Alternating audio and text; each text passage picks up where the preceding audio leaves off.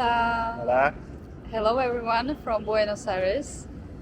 Today we are going to show you the place which most likely will be the first place that you will see in Buenos Aires.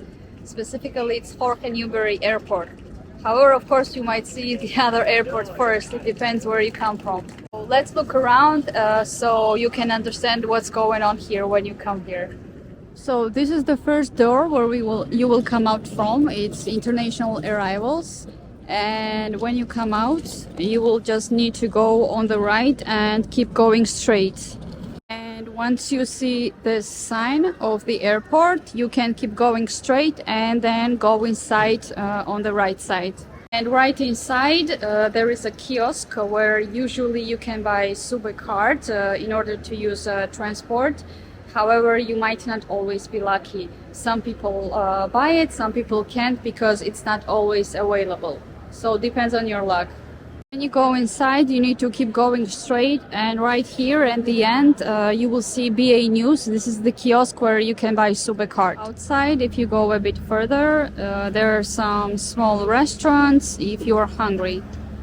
And if you keep going straight on the right side of the airport, there you have option to find a bus if you are lucky with Sube card. If not, then that is the place where you need to catch a taxi. At the airport you can usually exchange money. However, when we arrived we didn't want to because you are exchanging money almost close to the official rate, and that's why it's better to, let's say, order taxi, pay with the card with the official rate. However, exchange money later on at Cambio or any place that will be convenient for you. We ordered Uber, but we also walked around 2 kilometers away from the airport, and we paid around $7 with the official rate because we paid with the card. However, of course, from the airport it will cost much more. So if you have the possibility to have a bit walk and order taxi a bit later, then of course it will be much cheaper. And of course, if you are interested what's going on the other side of the road, this is what you will see. And here it's not so dirty, but a bit further the water is very, very dirty. This is what I meant. Tons of trash.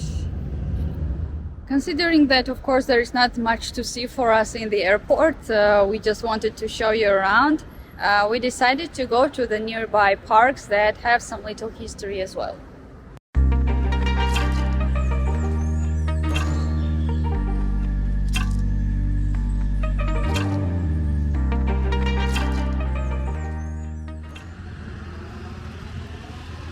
We are here, finally, in the park. We found another very weird thing in Buenos Aires when it comes to buses. When you stop the bus, you need to tell them exactly where you're going. However, it's not always exact on maps, Google Maps.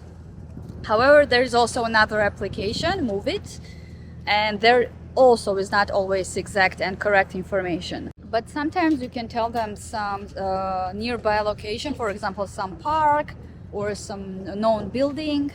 And now when we were coming to this Parque de la Memoria, that's how it's called, this driver didn't know where it is or what it is. And we thought maybe he is not passing by and that's why. And then we realized that yes, he is passing this park. And it was very surprising for us because this park holds a very important information about Buenos Aires and in Argentina in general. I think every Argentinian should know this story because it's about their country and that made them independent at the end. And we were super surprised that he didn't know anything about this park.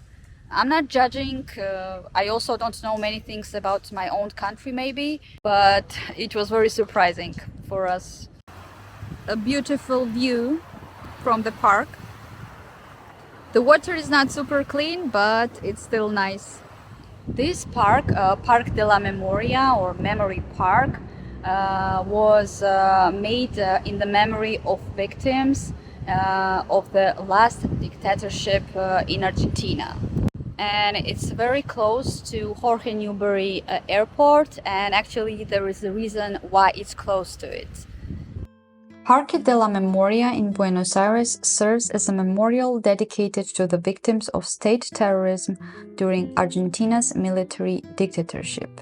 It commemorates those who suffered human rights abuses, including forced disappearances and killings.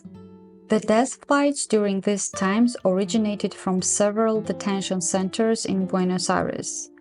The victims were often taken from these centers to be executed on flights over the sea or rivers, where they were thrown out of aircraft to eliminate evidence. While Jorge Newbery Airport is close to these detention centers, it wasn't the direct origin point of the death flights. On the other hand, there are other versions according to which Jorge Newbery was one of the flight points. Overall, the park is pretty empty. There are some various monuments like this one, then a bit further, which we will check out. But overall, there is not like super much to see. This sculpture represents the artist's family, Valeria, Martin, and Jose, who were taken and disappeared between 1976 and 1977. It shows their shapes, but also the empty space where there should be. And there are not so many people here either. And I think one of the reasons is because it's located pretty far, and I don't think many people really want to come here. But the park is very big actually. And for some reason there is almost no one here. Also note that this park is closing at 6 p.m. so it's not open all the time, and you need to make it on time to come here. We found another sculpture, but the thing is we don't see any text here because some of them have some information nearby, but this one doesn't have anything. This is the monument to Escape by Dennis Oppenheim, an artist from the United States. He changes three shapes that look like secret jails into symbols of freedom instead of being trapped. These shapes were meant to be prisons, but he makes them into art without a clear use, so they can mean different things. Next, we have this monument. This is the monument of the victims. And here is the list of names of the victims. But this list is based on the reports, so it's not the fact that it's even the full list. Each of them has the year and then the names. And this list is very big. This list is starting here. It's stretched right until the end, and then here you see this wall, and this is another wall of this list. That's crazy.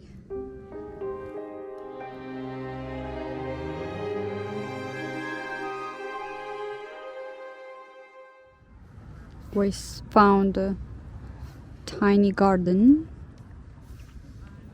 Also, many spots in this park that are super abandoned.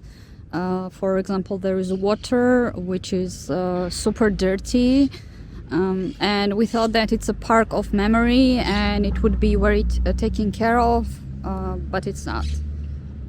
And when you go a bit further into the park, it's completely empty, so there is nothing at all.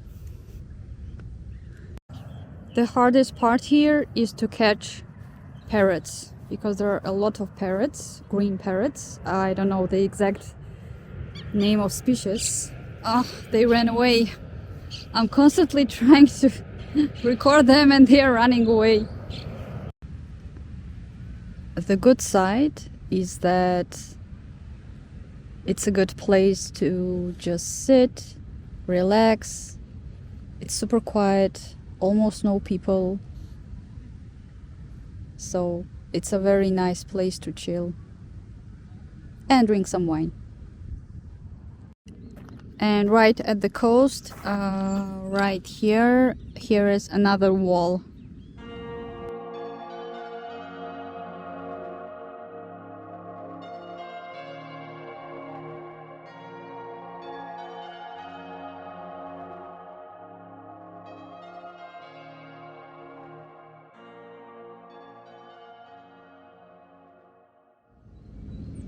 And one more monument. However, it has a very transparent explanation, so we don't know what it is at this moment. Thinking is a Revolutionary is another monument that has words carved in steel. You can see them through open spaces against the landscape. When people look at it, they put the words together in their mind, understanding its meaning. This sculpture shows the power of deep thinking and subtly talks about valuing books and free thought. We are done for today. Let us know in the comments what you think about this place. And of course, make sure to subscribe to keep updated with our videos from South America and currently from Argentina. Bye bye. Bye bye.